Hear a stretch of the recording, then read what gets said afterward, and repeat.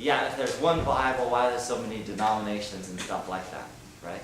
I put this in this category of sociology, like social issues. Why are there so many book fragments or stuff like that if there's one Bible?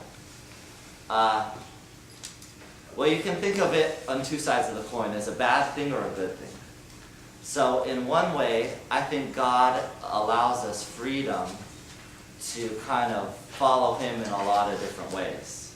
So in the same way, like, let's say a certain segment of you are believers in God. Well, you probably, I hope, have different personalities. So you probably live out your faith in different ways, I'm assuming. Some of you like to, I like to pray in the morning. Some of you are musical, so I like to sing to God, or whatever strange things you do.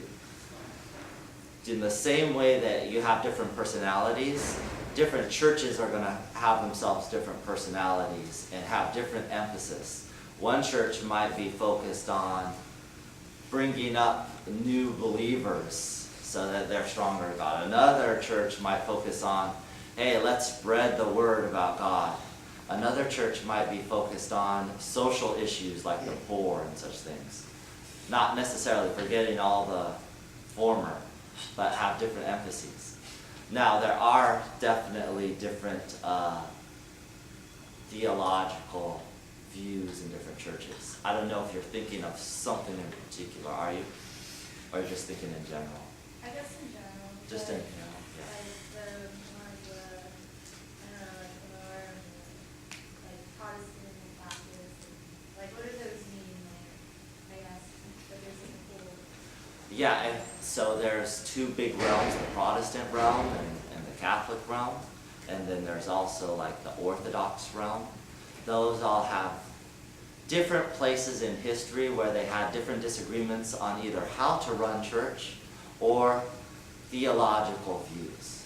Because of that, they thought, let's gonna go our own way for the most part, in a friendly way, but sometimes not.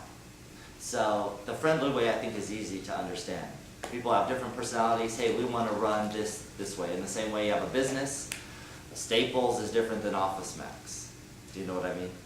So now, depending on the denomination, you're going to have a different view. Say Baptists are into baptism in a particular way. Catholics have certain views on Jesus, Mary, saints, etc., that Protestant churches might not have. So it depends, and this kind of gets into church history, which might be beyond our scope. It depends where the split happened and what they're interested in. Some churches are into the end times, what's going to happen when God comes back again.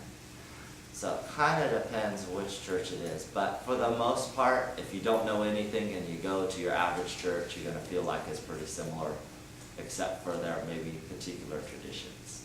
On the bad side, some churches don't like each other, and so talk bad about each other, that sort of thing.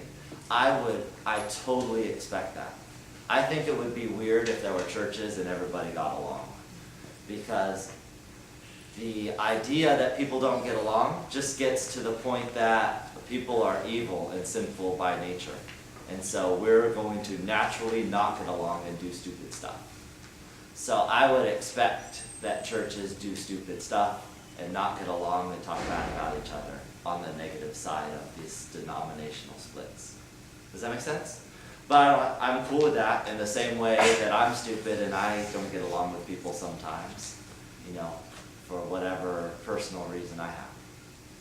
Is that kind of helpful? Yeah. And then if you want to get into like particular denomination, maybe you could ask me afterwards or look it up, church history. If you're from a denomination, you wonder, why does my denomination do things this way? It's something you can ask your pastor or look up or something like that. Yeah. Good.